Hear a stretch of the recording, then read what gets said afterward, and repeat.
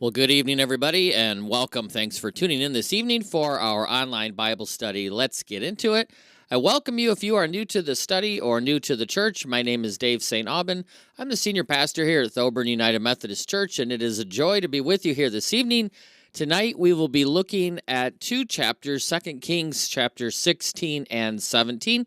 So I invite you to grab your Bibles, open them up to 2 Kings 16, grab something to take some good notes with, grab a beverage and grab a snack, and let's get into it.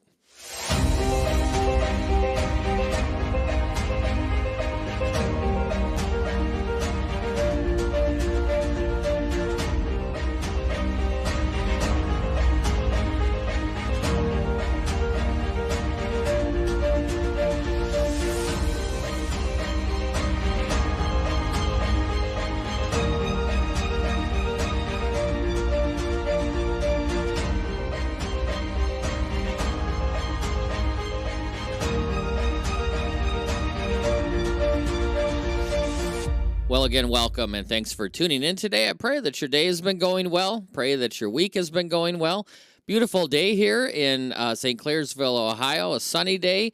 Not too bad for mid-February. We'll take it. And wherever you're joining from, whether live right now or at another time on a different date, I do appreciate you being here and being part of this study with so many others across all of our online platforms. And this study, we are journeying through the Bible, a chapter at a time, and whether you're new to this study or you've been with us from the very beginning or joined somewhere in between, you can go back on all of our online platforms. All of our studies are saved in our archives, Facebook, YouTube, our app, our webpage, Roku TV, Apple TV. You can go back at any time, watch any of these studies, share them with others, and hopefully, prayerfully, this is a help to us all as we go through these chapters together.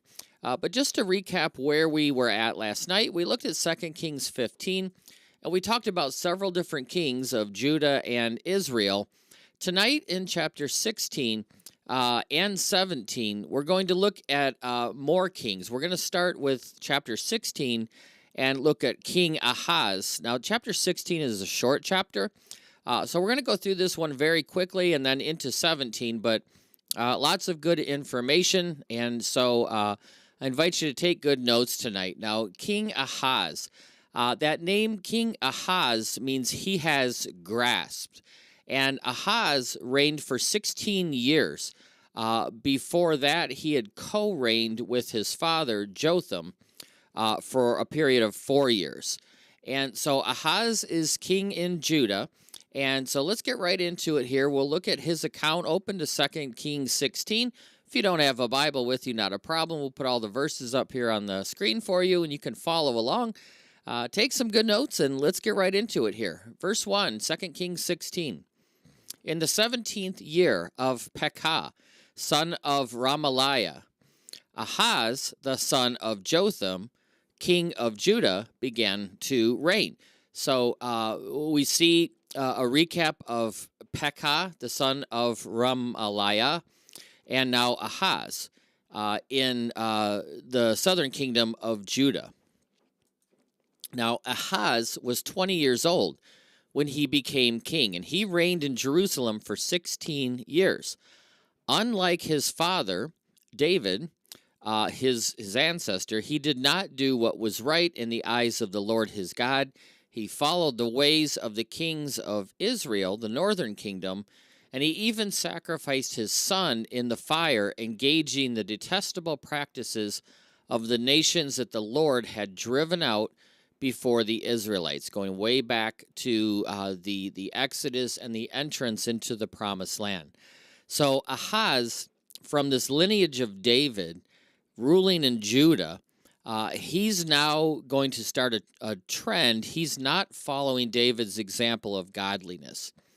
Rather, he's going to follow the example of the kings of Israel, the northern kingdom, and even some of the pagan neighbors around him.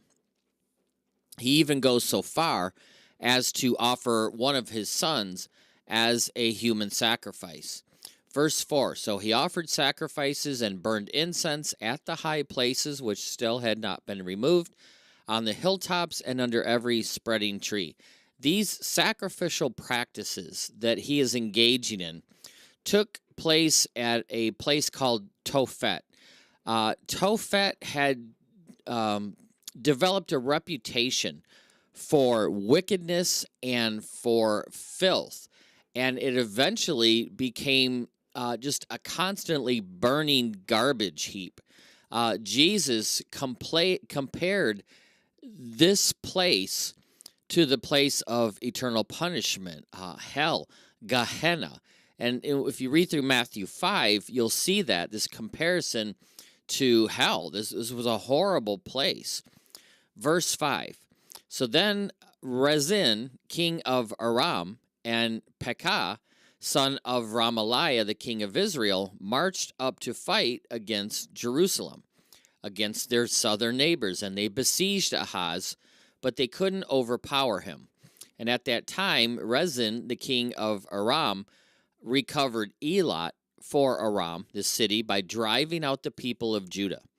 And the Edomites then moved into Elat, and they have lived there to this day. So Aram and Israel, they form an alliance. They come against Judah, King Ahaz. They take part of the land back, and they give it to the Edomites.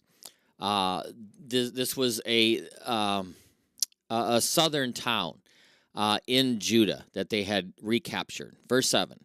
So after this besiegement, Ahaz sends messengers to say to Tiglath-Pileser, the king of Assyria, I'm your servant, and I'm your son. Come up here and save me out of the hand of the king of Aram and the king of Israel who are attacking me. So now Ahaz is trying to form an alliance with the Assyrians.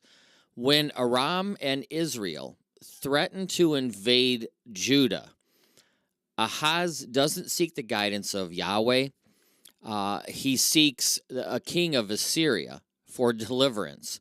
Rather than putting himself under Yahweh's direction on what to do, he appeals to the king of Assyria and even calls himself his son, his servant.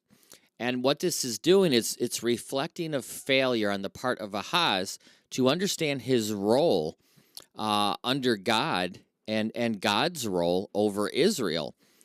Instead of praying to Yahweh, making sacrifices to Yahweh, Ahaz goes to this king of Assyria for help. Verse 8. Ahaz took silver and gold, the silver and the gold that was found in the temple and in the treasuries of the palace, and he sent this silver and gold as a gift to the king of Assyria. He's trying to bribe him into an alliance. The king of Assyria complied by attacking Damascus and capturing it. And he deported the inhabitants of Damascus to Kir, and he put Rezin to death. Then King Ahaz, verse 10, went to Damascus to meet with the king of Assyria. He saw an altar in Damascus, and so he sent Uriah the priest a sketch of this altar with detailed plans to construct another one. And so Uriah receives these plans. He built an altar in accordance with the plans that Ahaz had sent from Damascus, and he finished building this altar before Ahaz had returned back home. When Ahaz came back from Damascus and he saw this altar, he approached it and he presented offerings on it. He was very pleased to see this new altar. Just as King Ahab had imported Baal worship from Phoenicia, now King Ahaz is importing a foreign altar, this time from Damascus. So Ahaz, he offers up his burnt offerings, his grain offering, he pours out his drink offering, splashed the blood of his fellowship offering all on this new altar. And as for the bronze altar, verse 14, that stood before the Lord, he brought it from the front of the temple, from between the new altar and the temple of the Lord, and he put it on the north side of the new altar. So as king of Judah, Ahaz is leading the nation of Judah in worshiping at an altar that was different from what Yahweh had specified. And that goes all the way back to Exodus 27. Even more than that, Ahaz removed the altar that God had established from the place that God said it should occupy in the temple courtyard. And again, that goes all the way back to Exodus 40. So verse 15, so King Ahaz then gave these orders to Uriah the priest: on the new large altar offer the morning burnt offering, the evening grain offering, the king's burnt offering, his grain offering, the burnt offering of all the people of the land, all of their grain offering, and their drink offering, and splash against this altar the blood of all the burnt offerings and the sacrifices. But I will use the bronze altar for seeking guidance. So Ahaz, he didn't completely discard the worship that God had instructed, but he did change it all, and he changed it according to his own liking. And in doing this, he is claiming God's authority. Verse 16, so Uriah the priest did just as King Ahaz had ordered, and King Ahaz cut off the side panels, removed the basins from the movable stands. He removed the sea from the bronze bowls that supported it and set it on a stone base. And he took away the Sabbath canopy that had been built at the temple. He removed the royal entryway outside the temple, and he did all this in deference to the king of Assyria. Uriah the high priest, unfortunately, he's cooperating with Ahaz. And Ahaz is changing everything here on the temple. And he's doing it all just to please the king of Assyria. Verse 19, and as for the other events of the reign of Ahaz and what he did, are they not written in the chronicles of the kings of Judah? And Ahaz died. He rested with his ancestors. He was buried with them in the city of David, and his son Hezekiah succeeded him as king. So the people in Judah, these people that still worshipped Yahweh, they gave Ahaz a respectable funeral, but they did not honor him. They didn't bury him in the royal tombs with the good Judean kings, but they did bury him in the city of David. Ahaz had reduced Judah to a new political low, to a new spiritual low, and the forces that influenced him were his culture and the people around him, not God's word. He was not of the same heart as David, even though he was from that line. So Ahaz dies. He is succeeded by his son Hezekiah, and that's chapter 16. So let's move right into 17, verse 1. In the 12th year of Ahaz, the king of Judah, Hoshea, the son of Elah, became king of Israel in Samaria. He reigned for 9 years. He did evil in the eyes of the Lord, like other Israeli kings, but not as bad as the kings that preceded him. So Hoshea means Yahweh saves. He was the last king of the northern kingdom of Israel, and he reigned in Samaria for 9 years. He was a bad king, but he wasn't as bad as those who had preceded him. Now Shalmaneser, the king of Assyria, came up to attack Hoshea, the king of Israel, who had been Shalmaneser's vassal and had paid him tribute. Shalmaneser succeeded his father, Tiglath-Pileser, who we just looked at in chapter 16. So he dies, and Shalmaneser becomes king of Assyria, and he attacks Hoshea. But the king of Assyria discovered that Hoshea was a traitor, for he had sent envoys to So, the king of Egypt, and he no longer paid tribute to the king of Assyria as he had done previous year by year by year. So therefore Shalmaneser seized Hoshea, put him in prison. He invaded the entire land of Israel, He marched against Samaria and he laid siege to it for 3 years. So Hoshea had become the servant of Assyria rather than being the servant of Yahweh. But he was not completely faithful to Assyria, to King Shalmaneser. And this led to the end of his freedom and this 3-year siege on his capital.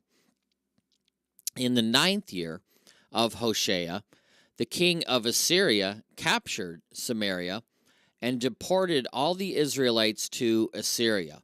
He settled them in Halah, in Gozan, on the Habor River, in the towns of the Medes. Samaria, the capital of the northern kingdom of Israel, fell. It fell to the Assyrians in 722 BC. And another deportation of Israelites takes place here to various parts of Assyria. And just as God had promised in Deuteronomy 28, the apostasy of the Israelites resulted in their scattering among the nations. Now, when we get into First Chronicles, which is our next book, some of the members of the 10 northern tribes of Israel returned to the Promised Land after the end of the 70-year Babylonian captivity. But most of the northern kingdom exiles, due to the length of time that they had been taken away, they intermarried, and they lost their identity as being the people of God. And this was going to cause a problem. And so Israel suffered for 209 years under 20 different kings from 9 different families. And the heads of these ruling families, if you recall, what we've looked at were Jeroboam, Baasha, Zimri, Omri, Jehu, Shalom, Menahem, Pekah, and Hoshea.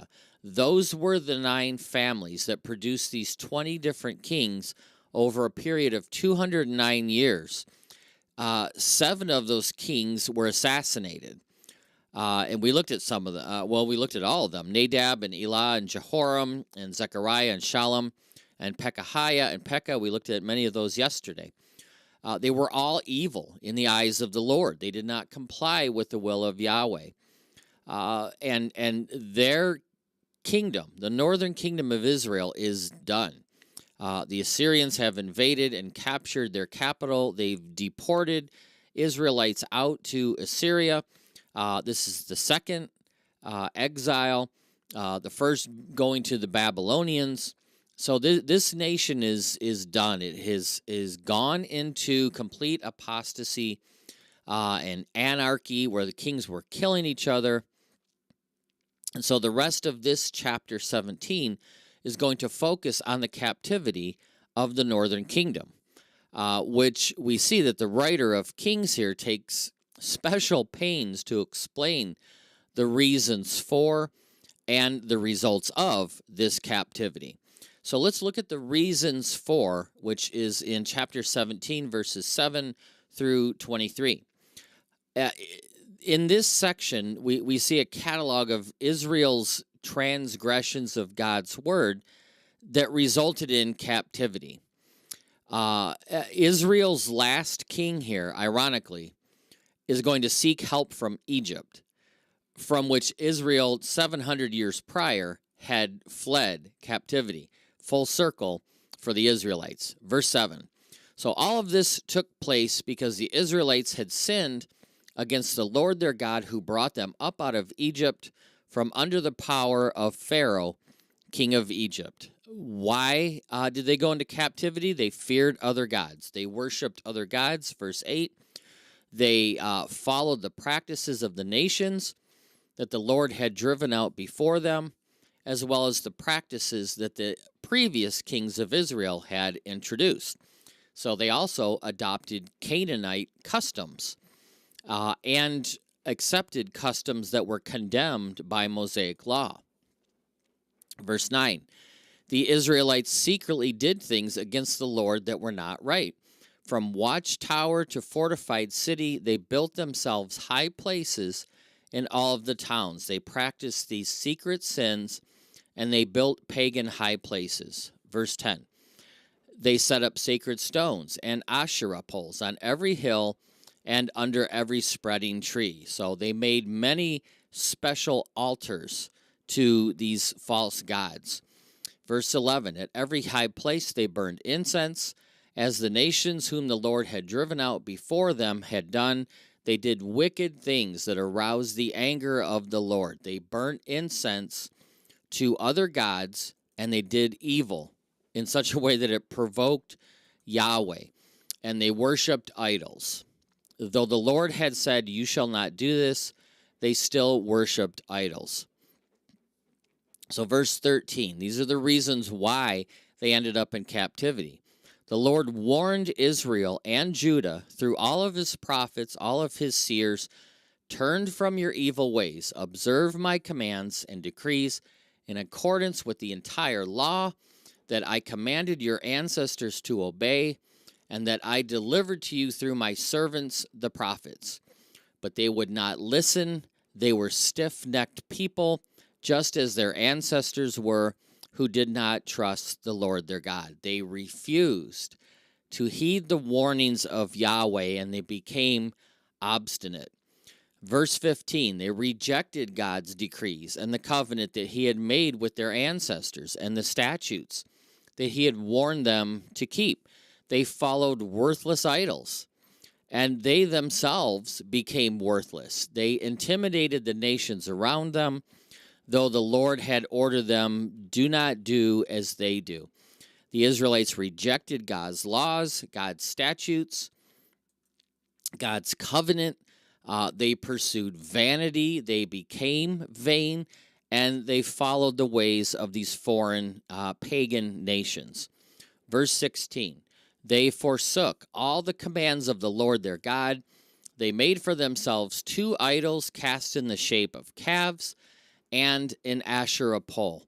And they bowed down to all the starry hosts, and they worshipped Baal. They made molten calves. They made an Asherah pole. They worshiped the stars. They served Baal. 17, they sacrificed their sons and daughters on the fire. They practiced divination. They sought omens. They sold themselves to do evil in the eyes of the Lord, arousing his anger. They practiced this horrible divination, child sacrifice, witchcraft. They sold themselves out to evil. Verse 18, so the Lord was angry, very angry with Israel, and so he removed them from his presence. They are now in exile. Only the tribe of Judah was left, and even Judah did not keep the commands of the Lord their God. Judah had begun to follow the practices of the Israelites. So even though God allowed Judah to remain, Judah was by no means an innocent nation. And so verse 20, therefore the Lord rejected all the people of Israel. He afflicted them. He gave them into the hands of plunderers, the Assyrians, until he thrust them from his presence. And when he tore Israel away from the house of David, they made Jeroboam, son of Nebat, their king. Jeroboam enticed Israel away from following the Lord and caused them to commit a great sin. And the Israelites persisted in all the sins of Jeroboam. They did not turn away from them until the Lord removed them from his presence, just as he had warned through all of his prophets. So the people of Israel were taken from their homeland into exile in Assyria, and they are still there. Jeroboam, the cult of Jeroboam, the reign, this was the major source of Israel's apostasy. And it's really a wonder that either of these two nations, Israel or Judah, lasted as long as they did. It's only by the grace of God, the patient mercy of God, that he allowed his people to continue providing opportunity for them to turn back, but it didn't happen. In fact, it went the other way, and now God has rejected them out of his presence. And so the rest of this chapter focuses on the result of all this. Verse 24. Then the king of Assyria brought the people from Babylon, Kuta, Ava, Hamat, and Sepharvaim, and they settled all these people in the towns of Samaria to replace the Israelites. So not only did they deport the Israelites, they're sending other people in. The result of this captivity was twofold. The Assyrians deported all the Israelites, many Israelites, to places within the Assyrian Empire, and then they imported people from the Assyrian Empire into Samaria, this new province of Assyria. When they first lived there, these people, they did not worship the Lord, and so he sent lions among them, and they killed some of the people. As the people left the land, the Lord, and this is speaking of the Israelites, as they left Samaria to go to Assyria, some of them still did not worship God. So God sent lions to kill as many of these remaining Israelites as possible. It was reported to the king of Assyria that the people you deported and resettled in towns of Samaria, they don't know what the God of this country requires. He's sent lions among them that have killed off some Israelites, and now it's killing off some of the Assyrians who are moving in, and nobody knows what to do. Nobody knows what Yahweh requires. So 27, the king of Assyria gave this order: have one of the priests that you took captive from the Israelites go back there, live back in that land, Samaria, teach the people what the God of the Israelites requires. So one of the priests who had been exiled from Samaria came back to live in Bethel, and he taught these imported Assyrians how to worship Yahweh. But nevertheless, each national group made its own gods in the several towns where they settled. They set them up in the shrines of the people that the people of Samaria had made in the high places. So this was all for naught. Verse 30, the people from Babylon made Sukkot Banot. Those from Kuta made Nergal. Those from Hamat made Ashima. The Avites made Nibhaz and Tartak. And the Sepharvites burned their children in the fire as sacrifices to Adramelech and Anamelech, the gods of Sepharvaim. These are just gods that the people are worshiping. All these names that we just looked at, and they even sacrifice their children. They worship the Lord, but they also appointed all sorts of worship to their own gods. This was not any type of worship of God at all. This was polytheism. Sure, we'll worship Yahweh, but we're also going to worship all these other gods. And so the Assyrians started to impose all these cults into this newly acquired land within Israel, Samaria. And because Judah was a separate state, the Assyrians didn't try to impose these cults into Judah, but Judah had to pay a tribute to Assyria in order to not be attacked. So they worshiped the Lord, verse 33, but they also served their own gods in accordance with the customs of the nations from which they had been brought. Polytheist, and as polytheists, the Assyrians did not hesitate to worship Yahweh, but they also worshiped their own gods. There was no priestly order. It was just worship what you want to worship. Verse 34, and to this day they persist in their former practices. They neither worship the Lord nor adhere to the decrees of his regulations, the laws, the commands that the Lord gave the descendants of Jacob, whom he named Israel. When the Lord, verse 35, made a covenant with the Israelites, he commanded them, do not worship any other gods or bow down to them or serve them or sacrifice to them.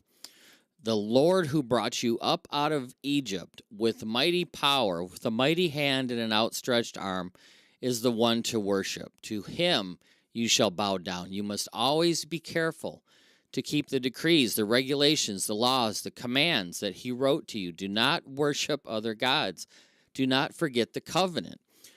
Worship the Lord your God. It is he who will deliver you from the hands of your enemies. This is all just a reminder that the Israelites had just ignored. Verse 40, they wouldn't listen, however. They persisted in their former practices. Even when people were worshiping the Lord, they still worshiped their idols. And to this day, their children and grandchildren continue to do so as their ancestors did.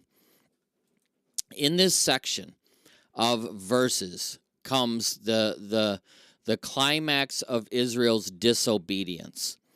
And many of these verses, 35 through 39 that we just looked at, they were quotations of passages from previous scripture, from Exodus and Leviticus and Deuteronomy, and we looked at all of those. All that scripture warned the Israelites what they could expect if they broke the covenant, the Mosaic covenant. And so this chapter 17, it concludes the second major section of Kings, this history of the divided kingdom that ran from 1 Kings 12 through this chapter. And the lessons of this particular period could not be any clearer. God had warned the people had become disloyal to Yahweh, to their Redeemer, who had brought them out of captivity in Egypt. They expressed disloyalty, they expressed apostasy, they worshiped other gods, they ignored all the reminders, and the inevitable result was the judgment of God, which took the form of exile and took the people from the land of Israel into captivity in Assyria. And that is 2 Kings 16 and 17. Lots of information. And so I encourage you to go back and reread it. Tomorrow we look at the surviving kingdom, chapter 18, that being Judah, which will take us through the end of the book of 2 Kings.